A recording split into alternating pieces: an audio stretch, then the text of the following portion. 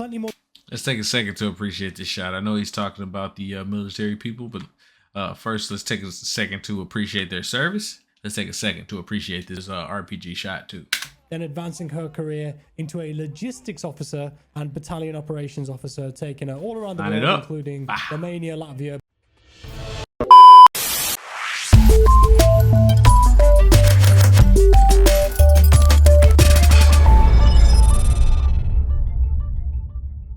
What up, it's your boy Dance, and we're back with another video, a Jack Frags video. I got plenty of Jack Frags stuff I wanted to check out because he's been playing a lot of new stuff, so yeah, why not react to it? Anyways, what the hell, video unavailable? Oh my goodness. Anyways, we're reacting to Battlefield using ex-military on the new game. So I'm guessing he's speaking on after 2042. It's been a minute since I've had a Battlefield game that I've just fell in love with. Battlefield 1 was solid after going back to it later on. Super solid game. One of the best sniper effects was on that specific game. Battlefield 5, it was cool. It was just a game. It wasn't crazy, something super fun, but it was a cool game for what it was. Battlefield 2042, I absolutely despised it at first. They've cleaned it up, but it still doesn't give me Battlefield 4 vibes, and that is a big issue. We want that nostalgic factor back. We want that playground, that sandbox factor back. So essentially, I'm gonna shut the hell up, and we're gonna why can't I speak? We're gonna watch this Jack Frags video about Battlefield. Let's check it out. You guys have seen this, but there was an article that EA posted recently talking about how they had employed a couple of ex-military veterans to work on the new Battlefield game releasing in 2025. And in this article, there is some very intriguing language. Wait, the new Battlefield game released in 2025? Cool. That I think alludes to something. 2024 is in month 7, by the way. We are over the halfway point already, and it felt like this year just started. That might be in the next game. And the bigger revelation to me anyway is why they decided to talk about this in the first place. I think that's more important. Now, this also caused a bit of discussion in the community, a bit of a ruckus, I guess, because some people just see the headline and they don't actually read the whole thing. And this led to many players assuming that this kind of thing means that the new game would turn into a milsim type game like Arma, for example. They're assuming that these military vets hate the way that Battlefield was more arcadey, I guess, and go in and change a lot of the gameplay mechanics to make it hardcore. I don't think that's what's happening here though, because let's face it, Jack Frags almost blew himself up. Battlefield has never been a milsim. I don't think it ever will be either. Yeah, you could say BF1942, the original, BF2 perhaps lent in that direction a bit with some of the gameplay mechanics that had like more classes, a bigger emphasis on team play, squad leader only spawns, etc. But overall, I feel like the majority of the fan base is there nowadays because it is that more pick up and play arcadey style, and DICE will cater to that huge percentage of the audience. Now, BF3, I feel really nailed the balance of that space in between COD and milsim. BF3 did an excellent job. BF3, BF4, I thought those were some of my favorites as far as the balance of like realism and arcade. It was just a perfect mash and great destruction. Levolution was amazing in BF4. It had fun gunplay and movement, and you can still pull off those insane action movie moments, but at the same time, the game remained grounded, gritty, and authentic. I digress, but I just wanted to talk about that first. So let's take a look then. So they mentioned 2 people who are working on the next game through this Hiring Our Heroes program. The first was Aaron Johnson, former Special Forces and now an associate game manager at Ripple Effect. He was in the military for 20 years, operating in Afghanistan, Italy, Japan, New York, North Carolina, and more, working his way up from an operator to a team sergeant in the Special Forces to becoming a small unit tactics instructor. The second person was Madison Doherty, former military officer, now Battlefield product manager, and she started out as an enlisted military police soldier, then advancing her career into a logistics officer and battalion operations officer, taking her all around the world, including Romania, Latvia, Bulgaria, and Germany. There's plenty more. Let's take a second to appreciate this shot. I know he's talking about the military people, but first let's take a second to appreciate their service. Let's take a second to appreciate this RPG shot too. then advancing her career into a logistics officer and battalion operations officer, taking her all around the Line it world, up. including Romania, Latvia, Bulgaria, and Germany. There's plenty more to look at, but before we do, this isn't the first time that Battlefield has done this or addressed this topic. I remember back in 2011 when the hype and marketing for Battlefield 3 was ramping up. DICE openly talked about how they'd worked with Andy McNabb, who's an ex-SAS soldier famous for writing books, fiction and non-fiction. I remember that. I would hazard a guess that he's most known for a book called Bravo 20. And I recall that he did actually write a book connected to the story of Battlefield 3, revolving mainly around Dima, the Russian in the game. But DICE consulted with Andy on BF3 before it came out in regards to creating an authentic combat experience for the game. I found a quote from him here in an interview with The Guardian from 2011 talking about this. He said, "I spent time with the designers and artists looking at the aesthetics, the right use of weapons, different ranges of fire, operations in urban and desert environments. I worked with the stuntmen and actors in the motion capture studios, showing them how to hold their guns. The team just wanted everything to look right." So that's the kind of thing that he did there. That interview talks a bit more about how they worked with him to make sure that explosions look correct, or RPGs, how tank crews operate, the way that the guns look and feel, that kind of stuff. But the difference now, though, is that these two people in the new EA article are working full-time on the game, and they're in manager positions, so they've got some sway on how things are formed. Some quotes from them that were picked in the EA article are quite eye-opening in my opinion, and mention very specific things. This one here from Aaron, for example, he said, "I was there to manage the assault force and maneuver them on the ground at first.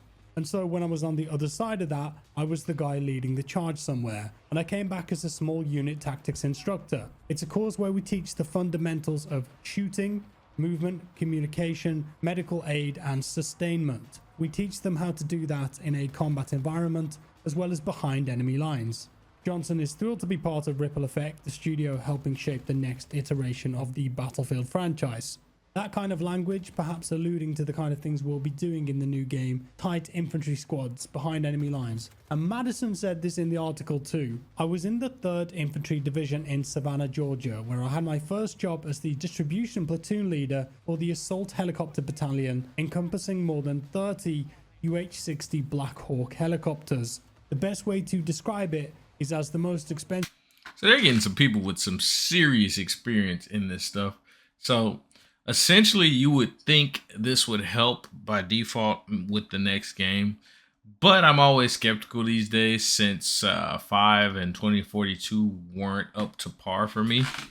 BF1 held its own. I'm not big on, like I say all the time, old school shooters, I guess you could say. So it's cool, but it doesn't really hold enough weight for me personally because of the fact that it's an old school shooter and I'm not big on the old school thing.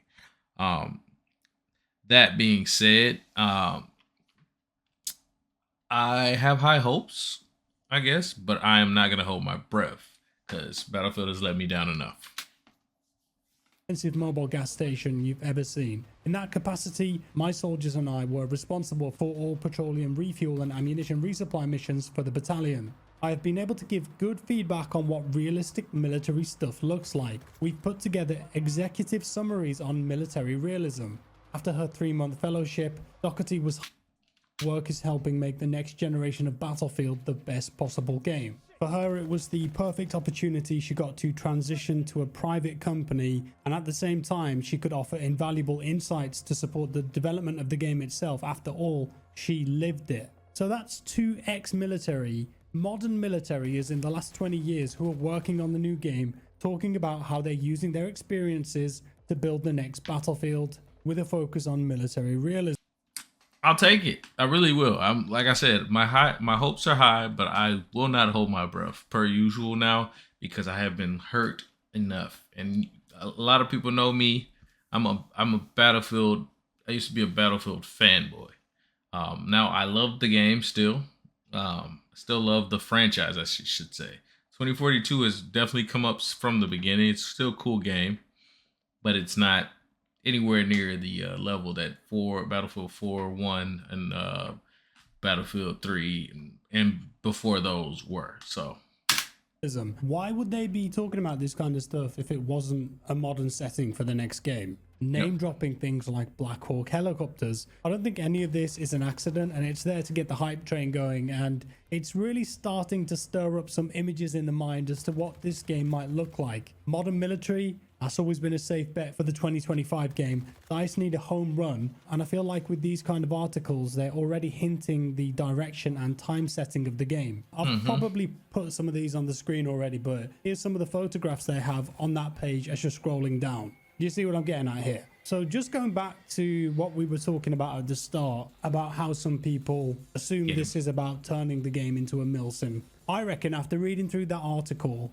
and looking at what DICE have done in the past where they've talked about... Now, doing what Jack Frags is doing right now is something I always loved about any shooter. Just sneaking up behind him without him having any idea. You don't get these type of experiences as much in like a Call of Duty unless you're playing like Warzone. But as far as Call of Duty multiplayer, it's rare because they don't have a lot of wide scale or large scale game modes like this. So it's just funny seeing this, because why are you sitting like this long, bro? Check your surroundings, please. People, ex-military, whatever. It's clear that this is more about the authenticity and the game looking and feeling realistic, rather than there being this massive, huge swing of the Battlefield pendulum towards super hardcore gameplay. I don't think that's going to happen, and I think that would be a big mistake. But as for the game looking gritty and being authentic to modern military, as they're talking about, I'm totally on board with that. And I've said this time and time again, DICE absolutely nailed the aesthetic in Battlefield 3. And minus the blue filter and the Vaseline, we're not talking about that, but the vibe of Battlefield 3 just felt so good. Like getting even the death cam, it was just like you dropping, you felt like you were in there. Just you felt like you were in there. Excuse the random sound effect. You get what I'm saying, right? Just the way that the classes looked, the way the destruction looked, the environments, the guns, the animations, the vehicles, the audio, the sound effects, the things that the soldiers were saying and shouting at each other. It had such an immersive, cool vibe to it, and you really felt like you were in it at times. So if they just come close to that again, but obviously with all the bells and whistles of modern consoles and PCs, they're onto a winner, at least in terms of the aesthetics, the look of the game, in my opinion. Gameplay, they've not said anything yet, but this article is purposeful and they've done it for a reason. As I promised you guys, anytime that we learn anything at all about the new Battlefield game, I'm going to make a video, big or small. So far, it's been investors' calls and a few things here and there that have been in interviews, whatever it is. But this article, despite it being a bit low-key and mainly advertised... This tank is dope. I can tell I haven't played 2042 in a little bit, because that tank's pretty cool. The Hiring Our Heroes initiative. This was something... This was real, and there's a bunch of hints in there. That language is super specific. So with that said, do let me know your thoughts on all of this below. It's our first time we've seen something that might actually reflect how the game will end up looking. How are you feeling about all this? Let me know. Drop me a like if you enjoyed the video. Thank you. A dislike if you didn't, of course. Subscribe if you're new here, and I'll see you next time. Bye-bye. Peace, Jack. What's that? Okay, today's... Whoa. For my Battlefielders, let me know what you guys are feeling, how mixed emotions you are, or if you're good. For my people who don't play much Battlefield and have never looked towards a Battlefield, you know, I wouldn't say go and run and check that Battlefield out, 2042, or just, you know, just keep your eyes open. If it's good, it's good. Go check it out. Don't be weird. If you're a gamer, you're a gamer. You hop on whatever. I'll play Call of Duty, Battlefield, Apex Legends, Destiny, First Ascended, Grand Theft. It doesn't matter to me. I will pick it up. I'll even pick up Monster Hunter. If it was free, I would. I'm not purchasing it. Now I'll buy it for like $10 or less or something. Maybe 20 if it's got the hype train from my friends that I trust as far as their opinions towards the game. Maybe. And a lot of them know my likes, my love, my games, the games that I gravitate towards. So a lot of times they'll be like, yeah, I don't know if you really like this. And they'll let me know. But I don't mind reacting to any gaming stuff, man. I don't care what it is. Even if I'm not really into it like that, I'll check it out just to, you know, get a idea of it. I like learning new things about games and just things that I am interested in general. So with that being said, man, we're still on the road to 3K. Let's get there. Get there. I'm trying to get there before the end of the year, of course. I mean, we're in July, but let's make it happen before the end of the year. Road to 3K. Let's get it. Let's go. Comment, like, subscribe. We out of here. Peace.